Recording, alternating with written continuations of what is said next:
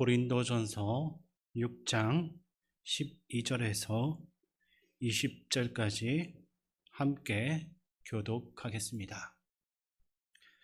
모든 것이 내게 가하나 다 유익한 것이 아니요 모든 것이 내게 가하나 내가 무엇에든지 얽매이지 아니하리라. 음식은 배를 위하여 있고 배는 음식을 위하여 있으나 하나님은 이것저것을 다 배하시리라. 몸은 음란을 위하여 있지 않고 오직 주를 위하여 있으며 주는 몸을 위하여 계시느니라. 하나님이 주를 다시 살리셨고 또한 그의 권능으로 우리를 다시 살리시리라. 너희 몸이 그리스도의 지체인 줄을 알지 못하느냐? 내가 그리스도의 지체를 가지고 창녀의 지체를 만들겠느냐? 결코 그럴 수 없느니라. 창녀와 합하는 자는 그와 한 몸인 줄 알지 못하느냐? 일러스되 둘이 한 육체가 된다 하셨나니 주와 합하는 자는 한 영이니라. 음행을 피하라. 사람이 범하는 죄마다 몸 밖에 있거니와 음행하는 자는 자기 몸의 죄를 범하느니라. 너희 몸은 너희가 하나님께로부터 받은 바 너희 가운데 계신 성령의 전인 줄을 알지 못하느냐? 너희는 너희 자신의 것이 아니라 값으로 산 것이 되었으니 그런즉 너희 몸으로 하나님께 영광을 돌리라. 아멘. 우리 이 시간 서로를 바라보면서 인사 나누겠습니다. 반갑습니다. 잘 오셨습니다. 네. 요즘 우리가 자주 듣는 말이 있습니다. 내 몸은 내 것이다. 내 선택은 내가 하고 내 인생은 내 것이니 그 누구도 간섭할 수 없다. 이 말을 직접 외치지는 않더라도 오늘날 우리 사회는 이러한 가치관 위에 서 있습니다. 그래서 자연스럽게 내가 원하는 것을 선택하고 내가 계획한 대로 이루어가는 삶이 진짜 성공이고 진짜 자유다라고 생각하는 것입니다. 그런데 더 많이 가지면 가질수록 오히려 더 많은 것에 얽매이고 누구의 간섭도 받지 않겠다라고 하면서 인간관계에 거리를 두다 보면 어느 순간부터 아주 깊은 외로움 속에 홀로 서 있는 자신을 발견하게 되는 것입니다. 자유를 추구한다라고 생각했는데 어느새 욕망과 소유 그리고 고립 속에 묶여버리는 겁니다. 우리가 자유라고 생각하고 부르던 것이 사실은 또 다른 형태의 속박이었던 셈입니다. 오래전 고린도교의 성도들도 모든 것이 우리에게 다 허용되어 있다라고 주장했습니다. 바울이 가르친 그 복음 안에 자유를 그들도 붙들긴 했지만 문제가 있었습니다. 복음의 언어는 받아들였지만 그것을 자기 욕망에 맞게 해석하고 비틀어 버린 겁니다. 복음의 겉모양은 취하고 있었지만 복음이 진정으로 말하고자 하는 본질은 조금씩 놓쳐버리고 있었습니다. 바울은 12절에서 이렇게 말합니다. 그 말씀을 제가 다시 한 번 더 읽어드리겠습니다. 모든 것이 내게 가하나 다 유익한 것이 아니요 모든 것이 내게 가하나 내가 무엇에든지 얽매이지 아니하리라. 아멘. 바울은 모든 것이 내게 가하나, 그러니까 모든 것이 나에게 허용되어져 있다라는 그 말을 굳이 두 번이나 반복해서 한 절 안에서 하고 있습니다. 사실 이 말 자체는 맞습니다. 복음 안에서 우리는 율법의 모든 조항으로부터 자유롭기 때문입니다. 자유와 방종은 겉으로 보면 비슷하긴 합니다. 둘 다 어떠한 억압으로부터 풀려나는 것처럼 보이기 때문입니다. 하지만 그 중심이 완전히 다릅니다. 방종은 언제나 이렇게 말을 합니다. 내가 하고 싶은 대로 하겠다. 내 욕망대로 나의 만족만이 절대적인 선이다. 방종의 한 가운데에는 언제나 내가 있습니다. 이게 극단적으로 흐르게 되면 창세기 11장의 바벨탑 사건이 되는 것입니다. 자기만 생각하는 사람들이 모여서 만들었던 탑, 그 끝이 어떻게 되었는지 우리는 너무나 잘 알고 있습니다. 반면에 자유는 다릅니다. 성경이 말하는 참된 자유는 하고 싶은 것을 내 마음대로 하는 것이 아니라 할 수 있지만 하나님을 위해 기꺼이 절제할 수 있는 능력입니다. 참된 자유의 중심에는 내가 아니라 하나님이 계신 겁니다. 그래서 그 자유는 내 만족에서 끝나지 않고 다른 사람을 살리고 공동체를 유익하게 세우는 방향으로 흘러가는 것입니다. 그러므로 우리는 스스로에게 질문해야 됩니다. 내가 자유라고 생각하면서 했던 행동이 정말로 우리 공동체를 세우고 있는 것인가? 다른 사람들에게 유익이 되고 있는가? 만약 다른 사람들이 어떻게 되든 상관없지, 내가 하고 싶은 대로 하면 되지 않나 라고 생각하고 그대로 행동한다면 그것은 자유가 아닙니다. 자신의 욕망을 가장 앞세우는 자기 중심적인 방종이라 할 수 있습니다. 성경은 이런 모습을 자유라고 부르지 않습니다. 오히려 제가 다른 모습으로 나타난 것이라고 말합니다. 참된 자유는 내 뜻을 따라가는 삶이 아니라 하나님을 사랑하고 이웃을 사랑하기 위해 기꺼이 자신을 절제하는 것임을 잊지 마시기 바랍니다. 이어서 13절을 보시면 이런 내용이 나오고 있습니다. 그 말씀을 제가 다시 읽어드리겠습니다. 음식은 배를 위하여 있고 배는 음식을 위하여 있으나 하나님은 이것저것을 다 폐하시리라. 몸은 음란을 위하여 있지 않고 오직 주를 위하여 있으며 주는 몸을 위하여 계시느니라. 아멘. 고린도 교회는 복음과는 뭔가 좀 다른 세속적인 생각들이 조금씩 들어와 있습니다. 그러니까 배가 고프면 먹는 게 자연스러운 것처럼 성적인 욕망도 채우는 것이 자연스럽다라는 논리였을 것입니다. 그들에게 음행은 신앙의 문제가 아니라 개인의 자유로운 취향과 선택이었습니다. 어려서부터 그러한 문화 속에서 자라다 보니 그것이 이상하다라는 생각 자체를 못한 것입니다. 하지만 바울은 이러한 논리 앞에서 단호하게 선을 긋고 있습니다. 그러면서 몸은 음행을 위하여 있는 것이 아니라 주님을 위하여 있는 것이고 주님은 몸을 위하여 계십니다라고 선언하고 있습니다. 내 팔, 내 발, 내 눈, 이것이 내 마음대로 할 수 있는 내 것인 것 같지만 바울은 다르게 말합니다. 내 몸이 무엇을 하는가, 그것이 나의 정체성을 분명하게 드러낸다는 겁니다. 그리고 그 몸은 하나님을 위해 있는 것입니다. 그리고 15절에서 이렇게 묻고 있는데 우리 그 말씀을 함께 읽겠습니다. 너희 몸이 그리스도의 지체인 줄을 알지 못하느냐? 내가 그리스도의 지체를 가지고 창녀의 지체를 만들겠느냐? 결코 그럴 수 없느니라. 아멘. 방금 읽었던 이 말씀 매우 분명하게 성적인 음행을 다루고 있습니다. 바울은 너희들 몸이 그리스도의 지체인 줄 정말 알지 못하느냐라고 말하면서 성도의 몸은 결코 가볍게 생각하고 다뤄질 수가 없는 거룩한 몸임을 선포합니다. 그리고 내가 그리스도의 지체를 가지고 창녀의 지체를 만들겠느냐, 이렇게 묻습니다. 이것은 단순하게 어떤 도덕적인 경고를 주는 그런 정도가 아니라 예수 그리스도와 연합하고 합친 사람이 어떻게 자신의 몸을 사용해야 하는지 그것을 근본적으로 묻는 질문입니다. 그런데 바울이 말하는 음행은 여기서 끝나지 않습니다. 육체적인 성적 타락의 문제만이 아니라 하나님께 속한 몸을 세상 가운데 내어주는 영적 배신의 문제입니다. 구약에서 이스라엘의 우상 숭배와 언약 파괴를 음행으로 부른 것처럼 바울도 성적인 죄를 통해서 드러나는 더 깊은 영적인 불신앙을 함께 보고 있는 것입니다.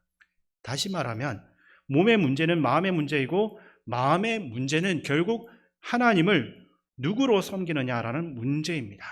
그러므로 이 말씀은 오늘 우리에게도 동일하게 들려집니다.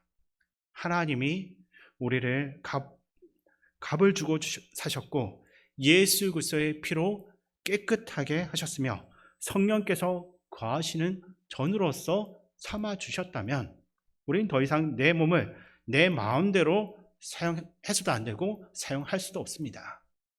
세상의 기준, 성공, 그 인정 앞에서 흔들리면서 하나님 밖에서 서성이는 그 삶도 결국 영적인 음행이 될 수 있습니다. 겉으로는 멀쩡해 보여도 마음이 하나님보다 세상을 더 의지한다면 우리는 이미 주님께 드려야만 할 그것을 다른 곳에 내어주고 있는 것입니다. 오늘 본문을 묵상하며 우리는 스스로에게 물어야 됩니다. 나는 내 몸을 그리스도의 지체로 살고 있는가? 아니면 세상의 욕망과 인정에 내어주고 있는가? 내 삶은 과연 하나님의 성전답게 거룩한가? 바울은 우리를 정죄하기 위해서가 아니라 다시 거룩함으로 부르기 위해서 이 질문을 하고 있습니다.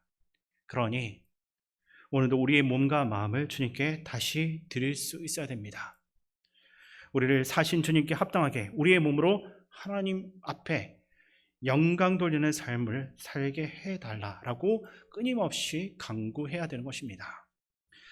그리고 바울은 16절에서 창세기 2장 24절의 말씀을 인용하고 있습니다. 거기 보시게 되면 창녀와 합하는 자는 그와 한 몸인 줄을 알지 못하느냐, 일러스되 둘이 한 육체가 된다 하셨나니라고 했습니다. 창세기 말씀에서 한 몸은 단순한 육체적인 결합이 아닙니다. 마음과 생각과 뜻이 하나로 합쳐지는 온전한 연합을 뜻하고 있습니다. 바울이 이 말씀을 여기서 꺼낸 이유가 있습니다. 우리는 그리스도하고 합하여진 사람들이라는 겁니다. 로마서 8장 39절에 어떤 피조물이라도 우리를 우리 주 그리스도 예수 안에 있는 하나님의 사랑 안에서 끊을 수 없으리라라고 합니다. 끊을 수 없다. 이 말은 완전히 합하여져 있다는 말입니다. 그분이 내 안에 계시고 내가 그분 안에 있다라고 한다면 이것이 우리의 실제적인 정체성입니다. 그러므로 바울이 말하는 음행의 문제는 단순한 윤리적인 잘못만이 아닙니다. 그것은 내가 누구와 합하여 있는가의 문제라 할 수 있습니다. 음행을 한다는 것은 내 마음을 하나님의 성전이 아니라 나의 욕망만으로 가득한 공간으로 만들었다라는 것, 즉 나는 더 이상 예수 그리스도와 합한 사람이 아니다라는 것을 보여주는 분명한 표지가 됩니다. 그래서 18절에서 이렇게 말합니다. 그 말씀을 제가 읽어드리겠습니다. 음행을 피하라. 사람이 범하는 죄마다 몸 밖에 있거니와 음행하는 자는 자기 몸의 죄를 범하느니라. 아멘. 본문이 말합니다. 음행을 피하여라. 바울은 음행과 맞서 싸우라고 하지 않습니다. 버티고 인내하라고 하지 않습니다. 바울은 단호하게 그것으로부터 피하라고 합니다. 왜냐하면 이 음행은 나의 의지로서, 내 힘으로서 정면 돌파해서 이길 수 있는 종류의 죄가 아니기 때문입니다. 이 죄는 작은 타협으로 시작해서 작은 습관으로 자라나고 결국 한 사람의 삶 전체와 공동체까지 무너뜨릴 수 있습니다. 죄는 대단한 실패에서 시작되는 것이 아닙니다. 대부분은 아주 작은 방심에서 시작됩니다. 한 번쯤은 좀 괜찮겠지. 이 정도가 아주 큰 문제가 있을까? 나는 충분히 이겨낼 수 있다. 이런 생각이 결국 사람을 무너뜨릴 수 있습니다. 그래서 바울은 음행에 대해 조심하라거나 견뎌라라고 말하지 않고 아주 단호한 목소리로 피하라고 명령합니다. 그 죄의 유혹 앞에서 오래 머물수록 사람은 강해지는 것이 아니라 점점 약해집니다. 머리로는 버티고 있다라고 생각하지만 마음은 이미 흔들리고 눈은 죄를 향하고 몸은 어느새 죄의 방향으로 움직이기 시작하는 것입니다. 그러므로 성도는 죄의 자리를 결코 가볍게 여겨서는 안 됩니다. 음란한 말이 오가는 자리, 경건함을 무디게 만드는 사람과의 관계, 그 습관들, 마음을 더럽히는 대화와 환경은 가능한, 할 수 있다면 멀리해야 됩니다. 죄와 가까이 있는 것을 어떤 영적인 담대함으로써 착각해서는 안 된다는 겁니다. 그것은 믿음이 아니라 무모함입니다. 하나님은 우리에게 죄를 가까이 두고 견디라고 말씀하지 않습니다. 오히려 죄의 자리를 끊어내고 그 자리로부터 피하라고 명령하십니다. 대표적인 예가 요셉입니다. 그는 보디발의 아내가 유혹하는 그 자리 앞에서 자신의 의지를 시험하지 않습니다. 미련 없이 그 자리를 떠났습니다. 반대로 다윗은 궁전의 그 옥상에서 밧세바를 바라보다가 결국 큰 죄에 빠지게 되었습니다. 성경은 이 두 사람의 모습을 통해 죄를 이기는 길은 그 자리에서 죄의 영역에서 맞서는 것이 아니라 피하는 것임을 분명하게 보여주고 있습니다. 다윗과 같은 이 믿음의 사람도 이렇게 무너졌는데 우리라고 해서 쉽게 이길 수 있다라고 자신할 수는 없는 것입니다. 음행은 몸의 문제인 동시에 마음의 문제입니다. 눈으로 보기 시작한 것이 마음을 더럽히고 마음에 품은 생각은 결국 행동으로 이어질 수밖에 없습니다. 처음에는 아무 일도 없는 것처럼 보이긴 하지만 반복되는 노출과 습관은 그 죄에 대한 감각을 무디게 만들고 결국 죄를 두려워하는 그 마음까지 잃어버리게 합니다. 그래서 나는 그래도 괜찮겠지라는 말이 가장 위험한 말입니다. 자신감이 생길수록 더욱 자신을 살피시기 바랍니다. 바울이 말하는 죄는 죄 앞에서 자신을 가신하는 것이 아니라 죄가 자라날 환경 자체를 철저하게 제거하는 것입니다. 특히 음행은 한순간의 실수로 끝나지 않습니다. 생각을 바꾸고 관계를 무너뜨리고 삶의 방향을 왜곡시키고 결국 하나님과의 관계까지 완전히 망치게 됩니다. 그렇게 성도는 늘 자신을 되돌아볼 수 있어야 됩니다. 나는 오늘 무엇을 보고 있는가? 어디에 머물고 있는가? 어떤 말을 하고 있는가? 누구하고 시간을 보내고 있는가? 거룩은 마음속에 막연한 결심이 아니라 매일의 구체적인 우리의 선택으로 드러나기 때문입니다. 오늘 말씀은 우리에게 묻습니다. 나는 죄를 이길 수 있다라고 자만하며 위험한 자리에 머물고 있는가? 아니면 죄가 시작되기 전에 피하고 끊어내면서 하나님 앞에서 온전하게 거룩을 지키고 있는가? 바울은 우리에게 영웅이 되라고 요구하지 않습니다. 하나님 말씀 앞에 순종하는 사람이 되라고 말씀합니다. 음행을 이겨내는 길, 이것은 자신의 강함을 증명하는 데 있지 않고 자신의 그 연약함을 제 앞에서 무너질 수 있는 그 연약함을 인정하며 겸손히 피하는 데 있습니다. 성도는 죄와 가까이 서서 버티는 것이 아니라 죄의 자리를 떠나 하나님께 더 가까이 나아가는 사람이다라는 것을 기억하시기 바랍니다. 이제 바울이 오늘 말씀의 핵심으로 왔습니다. 19절과 20절 말씀 우리 함께 읽겠습니다. 너희 몸은 너희가 하나님께로부터 받은 바 너희 가운데 계신 성령의 전인 줄을 알지 못하느냐? 너희는 너희 자신의 것이 아니라 값으로 산 것이 되었으니 그런즉 너희 몸으로 하나님께 영광을 돌리라. 아멘. 너희들은 너희 자신의 것이 아니다. 이 말이 좀 어떨 때는 불편하게 들릴 수도 있습니다. 하지만 오늘 바울이 강조하고 싶은 핵심은 내 것이 아니다, 너의 것이 아니다라고 하는 겁니다. 그 뒤에 나오는 말이 또 있는데 값으로 산 것이 되었으니 이것이 더 핵심이라 할 수 있습니다. 고린도 사람들에게 이 표현은 굉장히 익숙한 언어였습니다. 노예 시장에서 주인이 노예를 구매하게 되면 그 노예는 이제 주인의 것이 됩니다. 자기 생각과 삶이 주인에게 온전히 귀속되는 것입니다. 그래서 바울은 이 익숙한 언어를 그대로 가져와서 말하고 있는데 당신은 당신의 것이 아니라 이미 그분께서 값을 치르고 사신 존재라는 겁니다. 그러므로 성도의 정체성은 내 인생의 주인은 나로부터 시작되지 않습니다. 나는 그리스도께서 값을 주고 사신 존재다. 여기로부터 시작되는 것입니다. 이 사실이 우리의 정체성의 출발점이 될 때 내가 어떻게 살아가야 하는지도 완전히 달라지게 되는 것입니다. 그런데 내 인생은 내 것이 아니다. 이 말이 세상 사람들에게는 어떤 때는 자유를 속박하는 것처럼 들리기도 합니다.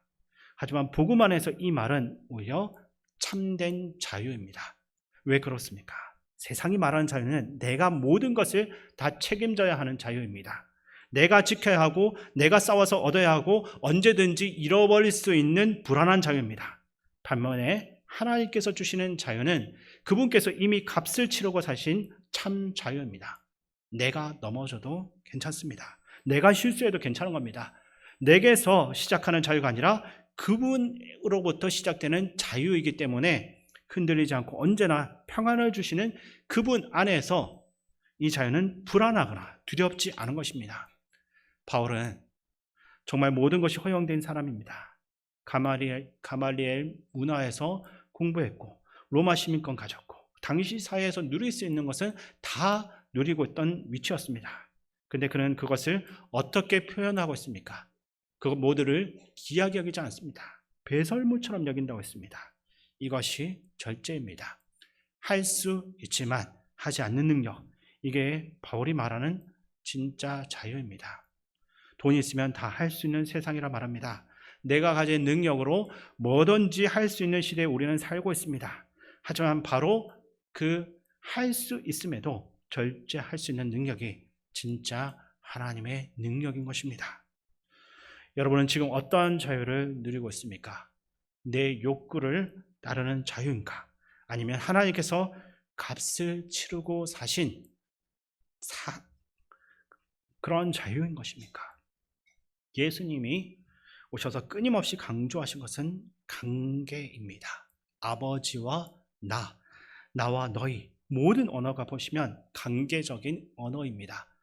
제가 가져온 가장 큰 비극은 관계의 파괴였지만 예수 그리스도가 오셔서 하신 가장 위대한 일은 완전히 무너진 관계의 회복인 것입니다. 하나님과의 관계 안에서 살아갈 때 그때 우리는 비로소 진짜 자유가 어떤 것인지 알게 되는 것입니다. 나 혼자만 편한 것을 넘어서서 함께 하나님이 주시는 아름다움을 누려가는 삶, 이것이 복음이 우리에게 주는 진짜 자유입니다. 우리 모두가 자신의 욕망만을 따라가는 자유가 아니라 하나님의 마음을 따라가는 참된 자유를 누리는 삶 될 수 있기를 주님의 이름으로 축원드립니다. 하나님 아버지, 오늘 말씀을 통해서 저희가 붙들고 있는 자유가 얼마나 작고 연약한지 돌아볼 수 있도록 하심을 감사드립니다. 욕망을 따라 달려가고 싶을 때 오늘 받은 이 말씀이 저의 발걸음을 붙들게 하여 주시고, 세상이 자유라고 속이고 손짓할 때 주님 안에 있는 진짜 자유를 기억할 수 있게 하여 주시옵소서. 이 한 주간 저희의 몸과 삶으로 하나님을 영화롭게 하는 인생 되게 하여 주시옵소서. 우리와 늘 함께 하시는 예수님의 이름으로 기도드립니다. 아멘.